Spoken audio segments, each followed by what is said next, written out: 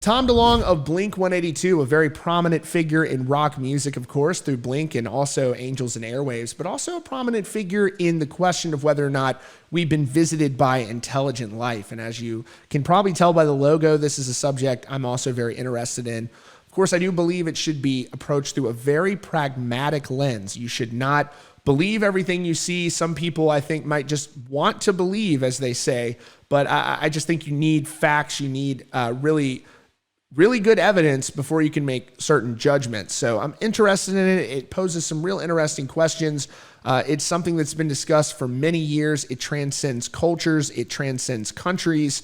These stories pop up all around the world. In Japan, they have a museum dedicated to it, multilingual. You go back and look at very old civilizations and you can see depictions of things in the sky, vehicles in the sky, this sort of fascination.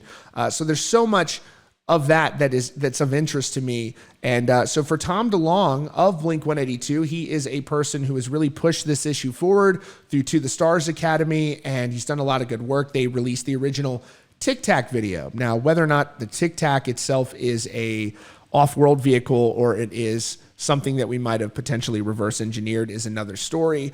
But it certainly appears that the pilots saw what they saw, and it was extremely advanced. No question about that. And so that's fascinating. And now Tom is speaking on this subject. He goes, like most, when you go down the rabbit hole, I too was ignorant. People in government working the real UFO problem are patriots, morally sound, and doing the best they can. Some made errors, worked in an ambiguous lack of oversight. But what would we each do if we were burdened with this? So I just got to say, when you go, you're morally sound and you worked in an ambiguous lack of oversight, I think everyone knows that if it turns out, and we don't know yet, but if it turns out that there is a reverse engineering program in the government, it will have been going on for many decades. You can't be ambiguous when you are doing the same thing for decades of time, really long periods of time.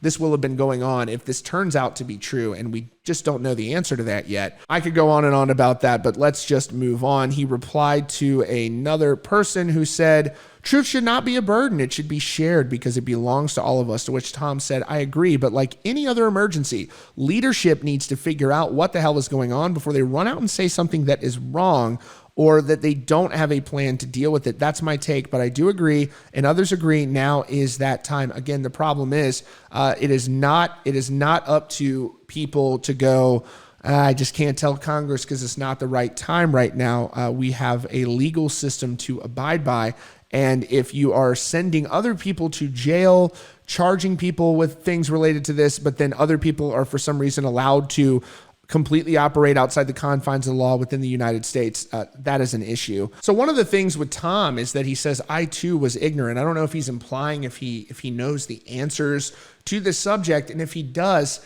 why does he know things that Congress doesn't know if that is in fact the case? Members of Congress are adamant that they don't know what is going on with this subject. They sound very skeptical. When you look at the classification system, they do have classified briefings. That would be an appropriate forum for this information to be disclosed to them. They can be told things in those settings.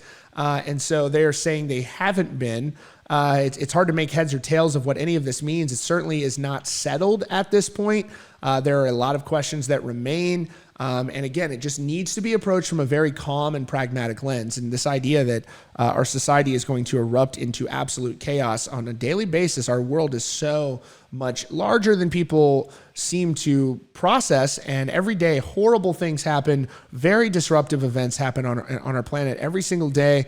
And people, I think, are a lot more resilient than they're given credit for. The David Grush testimony certainly didn't send our society into chaos. And if that is true, the implications for that are shocking. But so we'll have to see it. But certainly transparency is the answer. There's no other justification. This idea that there are these heroes that have taken it upon themselves to not tell lawmakers what they're doing, I am not so sure that that is the way that our country is supposed to be functioning. So let me know what you all think in the comments down below. It's your latest update from Rockfeed. And also, we're doing a giveaway from Aftershock Festival. Aftershock Festival taking place in California. One lucky winner and 3 of their friends will party in VIP all weekend long. All you got to do is enter for a chance to win at the link in the description.